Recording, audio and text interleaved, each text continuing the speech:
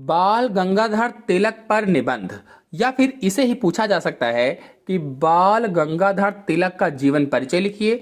तो कुछ भी पूछा जाए, आप जो हम बताएंगे वही आपको लिखना है। तो बाल गंगाधर तिलक पर निबंध अगर लिखने को आता है तो सबसे पहले आप रूपरेखा लिखेंगे। रूपरेखा में प्रस्तावना, पारिवारिक जीवन, या फिर आप इस हेडिंग को निजी जीवन कर सकते हैं। बाल गंगाधर तिलक की शिक्षा हेडिंग डालेंगे। फिर राजनीतिक जीवन, तिलक द्वारा लिखित पुस्तकें, सामाजिक योगदान, बाल गंगाधर तिलक की मृत्यु और उपसंहार।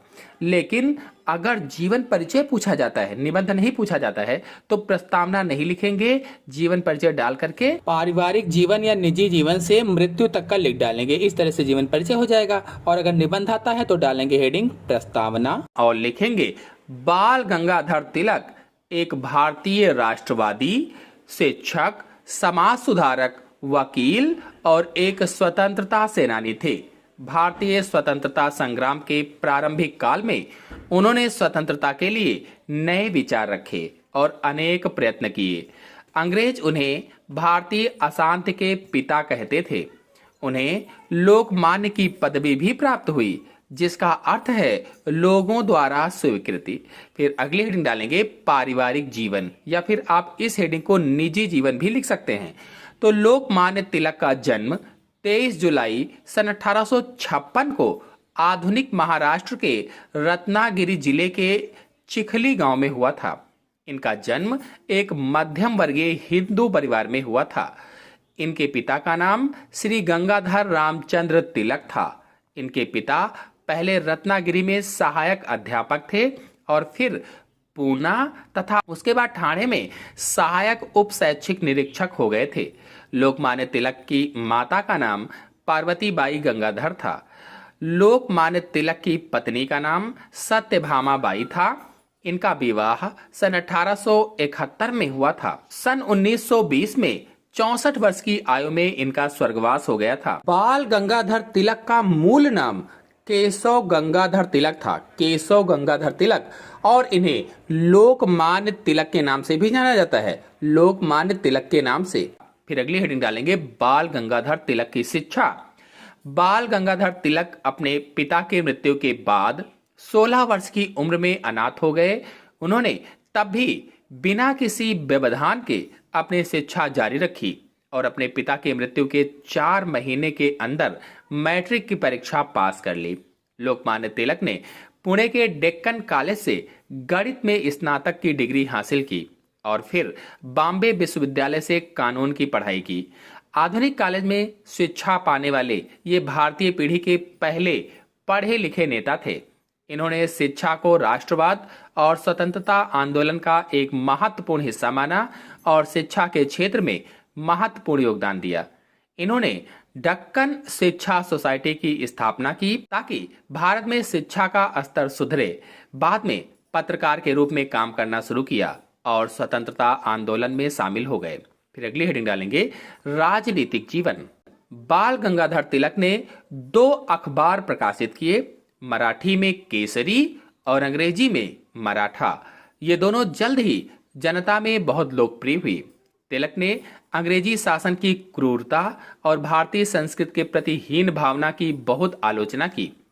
इन्होंने मांग की कि ब्रिटिश सरकार तुरंत भारतीयों को पूर्ण स्वराज दे।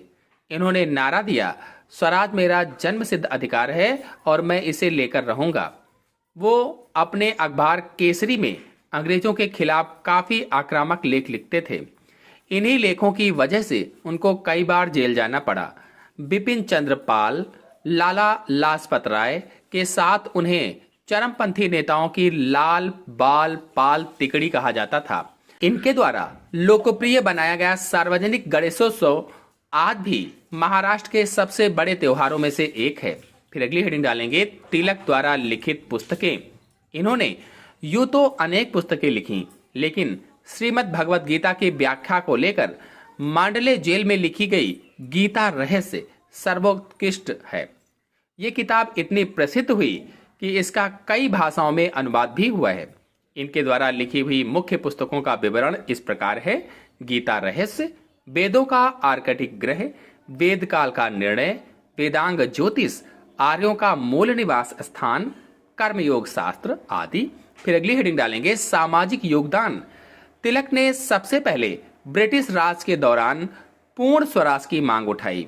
इन्होंने जन जागृति का कार्यक्रम पूरा करने के लिए महाराष्ट्र में गणेश उत्सव और शिवाजी उत्सव सप्ताह भर मनाना प्रारंभ किया।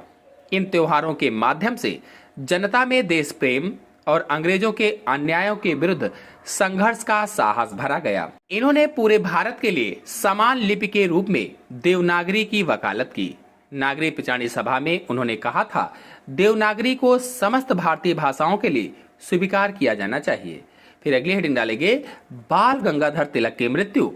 बाल गंगाधर तिलक की मृत्यु 1 अगस्त सन 1920 को बंबई, जो अब मुंबई के नाम से विख्यात है, में हुई थी। मृत्यु का कारण निमोनिया बताया जाता है। उस समय वे 64 वर्ष के थे। तिलक की मृत्यु के बाद महात्मा गांधी ने उन्हें आधुनिक भारत का निर्माता कहा और जवाहरलाल नेहरू ने उन्हें भारतीय क्रांति का जनक भी बताया था। फिर अंतिम हेडिंग डालेंगे उपसंहार और लिखेंगे, तिलक का मानना था कि स्वशासन के बिना कोई भी सामाजिक या आर्थिक प्रगति संभव नहीं है। उन्होंने ब्रिटिश शासन के खिलाफ संघर्ष में लोगों को एकजुट करने के लिए अथक प्रयास किए। तिलक ने न केवल राजनीतिक स्वतंत्रता के लिए लड़ाई लड़ी, बल्कि उन्होंने सामाजिक और सांस्कृतिक सुधारों के माध्यम से एक मजबूत और एकीकृत भारत बनाने की भी वकालत की। तो आशा है आपको पूरा वीडियो पसंद आया होगा। लाइक कीजिए, अपने सभी दोस्तों में शेयर कीजिए। धन्यवाद।